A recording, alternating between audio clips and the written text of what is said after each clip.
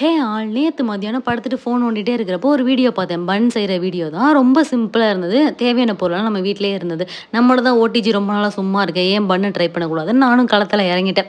1 cup மைதா, 1 spoon butter, 1 spoon east, 4 spoon சர்க்கரை, மிதமான சூட்ல பால்.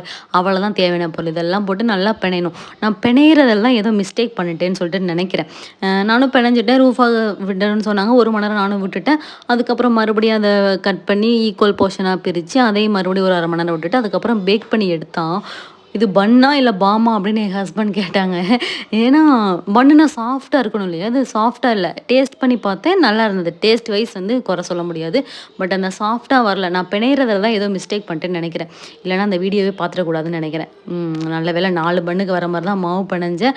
Next time வந்து நம்ம கரெக்ட் பண்ணிக்கலாம். ஏன்னா மிஸ்டேக் வந்து நடக்க தான் செய்யும். அதுக்கப்புறம் நம்ம அத கரெக்ட் பண்ணி வாழ்க்கைய நடத்தி கொண்டு போயிட்டே இருக்கணும். நெக்ஸ்ட் டைம் நம்ம பன்னு செய்றோம், கலக்குறோம். பாய் என்ன மிஸ்டேக் பண்ணியிருக்கேன்னு தெரிஞ்சா மறக்காம கமெண்ட்